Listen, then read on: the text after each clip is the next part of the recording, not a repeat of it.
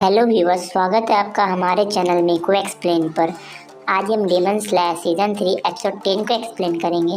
और अगर आपने इससे पहले के एपिसोड नहीं देखे हैं तो लिंक इन डिस्क्रिप्शन, आप उन्हें भी प्लीज़ देख आइए। तो चालू करते हैं आज का एपिसोड, जिसका नाम है लव हाशिरा मित्सुरी कानोरोजी। तो दोस्तों, अब तक हमने देखा था कि मित्सुरी भी लड़ाई के मैदान में आ जाती है और अपनी कमाल की तेजी से ड्रैगन को कागज की तरह काट कर तांजीरो को बचा लेती है। इसके बाद वो सीधा जोहेकुटेन पर हमला करने जाती है। वो डीमन के पास जाकर उसे डांट लगाती है और कहती है कि नेजुको और गेन्या को छोड़ दे। जोहेकुटेन को इससे कोई फर्क नहीं पड़ता और वो मित्सुरी की बेइज्जती कर देता है, ये बोलकर कि भाड़ में जाओ कुतिया, इस दुनिया में सिर्फ एक ही शख्स है जो मुझे ऑर्डर दे सकता है। मित्सुरी को ये सुनकर बहुत बुरा लगता है कि डीमन ने उसे इस तरह की गाली दी। वो सोचती है कि ये दिखने में तो उसकी उम्र का ही लगता है, बल्कि उसके छोटे भाई जैसा। फिर भी इसमें बात करने की बिल्कुल भी तमीज नहीं है। पर फिर उसे याद आता है कि डीमंस की उम्र उनके शरीर से पता नहीं लगती। जोहेकुटेन फिर मित्सुरी पर अटैक करता है, जिस अटैक का नाम था crazy cry of thunder death. लेकिन मित्सुरी लव ब्रीदिंग का third form cat love shower use करके इस अटैक से आराम से बच जाती है, जो देखकर तांजीरो भी हैरान हो जाता है और डीमन भी सोचता है कि इस छोटी लड़की ने मेरे अटैक को रोक कैसे दिया। तांजीरो फिर सोचता है कि मित्सुरी की तलवार कितनी पतली और अजीब है, इसे जिसने भी बनाया है वो कमाल का है और मित्सुरी उससे ज्यादा कमाल की है जो इतनी फ्लेक्सिबल तलवार को यूज कर सकती है। इसके बाद एक ड्रैगन फिर से मित्सुरी पर अटैक कर देता है और मित्सुरी लव ब्रीदिंग का सेकंड फॉर्म यूज करके उसे काट देती है और दूसरे ड्रैगन के अटैक को भी लव ब्रीदिंग के सिक्स्थ फॉर्म से रोक देती है। जोहेकुटेन भी मित्सुरी की तेजी देखकर चौंक जाता है। इसके बाद वो खुद blood demon art countless striking trees use करता है और अपने ड्रम्स को कई बार बजाता है। इससे जमीन में से कई सारे लकड़ी के ड्रैगन्स एक साथ बाहर आ जाते हैं और इस वाइड रेंज अटैक को देखकर मित्सुरी भी थोड़ा हिचक जाती है। लेकिन फिर वो लव ब्रीदिंग का फिफ्थ फॉर्म यूज करती है और उन सभी ड्रैगन्स को एक ही बार में काट देती है। फिर वो जल्दी से जोहेकुटेन की गर्दन के पास अपनी तलवार ले आती है। तांजीरो उसे बताने की कोशिश करता है कि वो डीमन की मेन बॉडी नहीं है, बल्कि असली डीमन तो लकड़ी के गोले में छुपा हुआ है और इसकी गर्दन काटने से कुछ नहीं होगा। मित्सुरी ये सुन लेती है, लेकिन तभी जोहेकुटेन अपने मुंह से कंप्रेस्ड साउंड वेव का बड़ा सा धमाका करता है। ये अटैक सीधा मित्सुरी पर लगता है।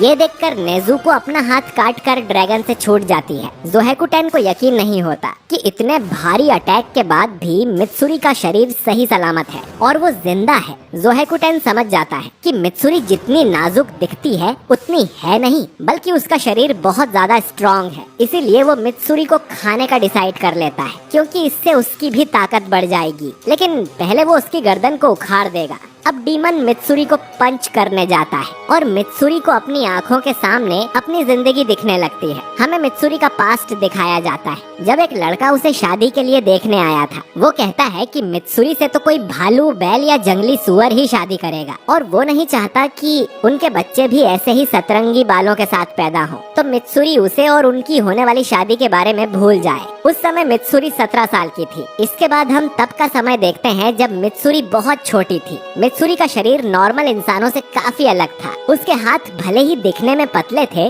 लेकिन उसकी मसल डेंसिटी आम इंसान से 8 गुना ज्यादा थी। जब वो सिर्फ 14 महीनों की थी, तभी उसने करीब 15 किलो का पत्थर उठा लिया था। मित्सुरी को इतना स्ट्रॉन्ग देख उसके पेरेंट्स को खुशी मिलती है। अब इस कारण से मित्सुरी को भूख भी ज्यादा लगती थी और वो खाना भी बहुत खाती थी। वो अकेले ही 3 सूमो रेसलर्स के बराबर खाना खा जाया करती थी। बल्कि ये लोग सूमो रेसलर को पंजा लड़ाने के लिए चैलेंज भी करते हैं, जिसे मित्सुरी चुटकी में हरा देती है। पर धीरे धीरे मित्सुरी को रियलाइज होता है कि वो बाकी लड़कियों से कितनी अलग है और उसे चिंता होती है कि कोई उससे शादी करेगा भी या नहीं। जिस पर उसके फादर कहते हैं कि वो चाहे तो जिंदगी भर उनके साथ रह सकती है। अब जिस दिन मित्सुरी की शादी टूट गई थी, उस दिन मित्सुरी अपने बालों को डाई करके उन्हें काला कर लेती है। वो अपने खाने पर भी कंट्रोल करती है और ऐसे दिखाती है जैसे वो बाकी लड़कियों की तरह ही नाजुक है। कुछ दिनों बाद एक दूसरा लड़का मित्सुरी को देखने आता है, पर मित्सुरी को ये अच्छा नहीं लगता कि वो कोई और होने का दिखावा कर रही है। वो सोचती है कि क्या दुनिया में ऐसी कोई जगह नहीं है जहाँ वो वो ये झूठा दिखावा किए बिना रह सके, जहाँ कोई उसे सच में प्यार करे। इसके बाद कहानी वापस प्रेजेंट में आ जाती है और हम देखते हैं कि तांजीरो, नेजुको और गेन्या तीनों ने मिलकर मित्सुरी को बचा लिया था और मित्सुरी होश में आ जाती है। तांजीरो कहता है कि हमें मित्सुरी को बचाना होगा, वही हमारी उम्मीद की किरण है, जब तक वो जिंदा है हम जीत सकते हैं। ये सब सुन मित्सुरी को बहुत अच्छा लगता है। जोहेकुटेन अब इन चारों पर बड़ा सा थंडर अटैक करता है, लेकिन मित्सुरी उन सब को प्रोटेक्ट कर लेती है। वो रोते हुए उन सब का शुक्रिया अदा करती है और कहती है कि वो उनमें से किसी को भी मरने नहीं देगी, चाहे उसके सामने अपर रैंक हो या कोई और। वो अब पूरी तरह से सीरियस हो गई है। इसके बाद हमें एक और फ्लैशबैक दिखाया जाता है, जब मित्सुरी ने डीमन स्लेयर कॉर्प्स को ज्वाइन किया था। मास्टर मित्सुरी से कहते हैं कि गॉड ने उसे इतना खास बनाया है और उसे अपनी इस ताकत पर गर्व होना चाहिए। जो लोग उसके बारे में बुरा बोलते हैं वो बस उसकी शक्ति से जलते हैं। मित्सुरी रोते हुए उनका शुक्रिया अदा करती है। वो अपने माता पिता को भी थैंक यू बोलती है, उसे इतना ताकतवर शरीर देने के लिए। वो उन सारे डीमन स्लेयर्स को भी थैंक्स बोलती है जिन्होंने उसे कॉर्प्स में शामिल किया।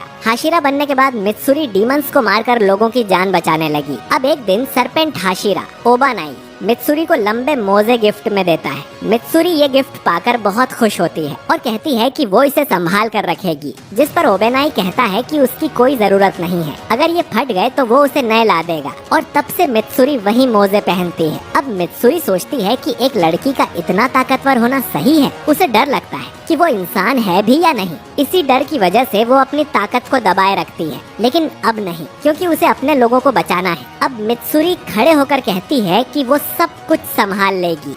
डीमन उस पे अटैक करता है, लेकिन मित्सुरी उन सब अटैक को काट देती है। वो कहती है कि वो इन ड्रैगन्स को संभाल लेगी, तब तक बाकी लोग मेन बॉडी को खोजें, और तीनों इस काम में लग जाते हैं। मित्सुरी तेजी से आगे बढ़ती रहती है और सोचती है कि उसे अपनी हार्ट रेट को बढ़ाना होगा ताकि उसकी रगों में और तेज खून दौड़े, जिससे वो और तेज और ताकतवर हो जाएगी। जोहेकुटेन मित्सुरी पर लगातार अटैक्स करते ही जा रहा था। वो देख लेता है कि तांजीरो और बाकी लोग मेन बॉडी को खोज रहे हैं, तो वो एक ड्रैगन उनकी तरफ भेजता है, लेकिन मित्सुरी उसे बीच में से काट देती है। गेन्या तांजीरो से पूछता है कि वो लकड़ी का गोला कहाँ है जिसमें वो छोटू डीमन था। तांजीरो अब अपनी सूंघने की शक्ति से उस लकड़ी के गोले का पता लगा लेता है और तांजीरो उसकी तरफ जाने लगता है ताकि वो उसकी गर्दन काट सके। इधर जोहेकुटेन ये देखकर हैरान रह जाता है कि मित्सुरी अब पहले से भी तेज मूव कर रही थी। उसे समझ नहीं आता कि वो ऐसा कर कैसे रही है। तभी उसे मित्सुरी के सीने पर एक बर्थ मार्क दिखाई देता है। वो सोचता है कि क्या ये पहले से ही था? ये तो एक डीमन क्रेस्ट की तरह लग रहा है। खैर,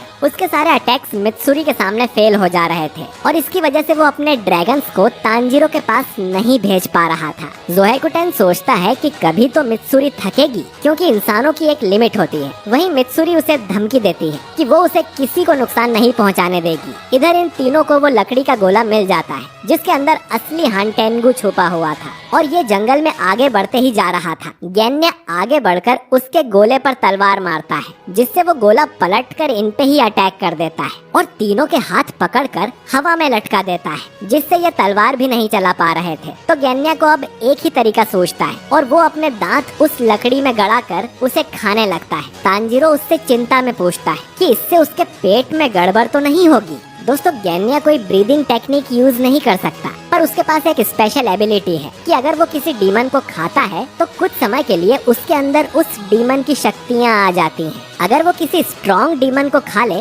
जैसे उसने आजेत्सु के मुंह को खाया था, तो उसकी रीजनरेशन पावर और ताकत कई गुना बढ़ जाती है। इसीलिए गेन्या अब तक इतना घायल होने के बाद भी जिंदा है। खैर, गेन्या अब अपने दांतों से उस लकड़ी को बीच में से काट देता है और तांजीरो उस गोले के साथ नीचे जाकर गिरता है। तांजीरो तुरंत उस पे अटैक करने जाता है, लेकिन उस गोले की टहनियाँ चाबुक की तरह तांजीरो को लगती हैं। फिर नेजुको अपना ब्लड गिराकर उस गोले में आग लगा देती है और अब तांजीरो को मौका मिल गया था। वो हिनोकामी कागुरा का फ्लेम डांस यूज करता है और उससे वो उस गोले को काट कर खोल देता है। गेन्या और नेजुको उस गोले को वापस बंद होने से रोकते हैं। फिर तांजीरो अंदर छुपे हानटेंगु को मारने ही वाला था, पर वो देखते हैं कि अंदर तो कोई है ही नहीं। छोटा हानटेंगु चुपके से यहाँ से भाग रहा था, लेकिन तांजीरो उसे देख लेता है और उस पे चिल्लाता है, भागने की कोशिश मत करो, तुमने बहुत सारे बुरे पाप किए हैं जिसका परिणाम तुम्हें भुगतना पड़ेगा। इसके जिम्मेदार सिर्फ तुम हो। अब हानटेंगु भागते भागते रुक जाता है। उसे किसी ने कहा था कि तुम्हारे किए के सिर्फ तुम जिम्मेदार हो और कोई नहीं। समझे, दो मुंह के झूठे। हान टेंगू फिर कहता है कि जब से वो पैदा हुआ है तब से उसने एक भी झूठ नहीं बोला। वो एक अच्छे दिल का कमजोर इंसान था, वो इतना रहम दिल था, पर किसी को उस पर दया नहीं आती थी। ये कहते हुए हान टेंगू रोने लगता है कि वो झूठा नहीं है और वो फिर से भागना शुरू कर देता है। तांजीरो और नेजुको उसके पीछे दौड़ते हैं, पर गेन्या पास ही के एक बड़े से पेड़ को पकड़कर उखाड़ देता है और उसे सीधा हान टेंगू के ऊपर फेंक कर मारता है, पर हान टेंगू फिर भी भागते ही रहता है। इसके बाद नेजुको उस पर छलांग मारती है और ये एपिसोड यहीं पर खत्म हो जाता है। तो दोस्तों, मिस्सूरी के फैंस के लिए ये एपिसोड तो एकदम लव लेटर जैसा था। इस एपिसोड की एनिमेशन और मिस्सूरी की बैक स्टोरी दोनों ही काफ़ी अच्छी लगी मुझे। और हाँ, आपको ये एपिसोड कैसा लगा हमें कमेंट करके ज़रूर बताइए। और एक बात गाइस, अब डेमन स्लेयर के सीजन 3 का लास्ट एपिसोड ही बचा हुआ है, जो पूरे 1 घंटे का महा एपिसोड होने वाला है। तो उस एपिसोड को मिस ना करने के लिए आप हमारे चैनल मीकू एक्सप्लेन को सब्सक्राइब करके बेल नोटिफिकेशन को ऑल सेट कर दीजिएगा। अब हम मिलेंगे अपने नेक्स्ट वीडियो में, तब तक के लिए टाटा बाय बाय।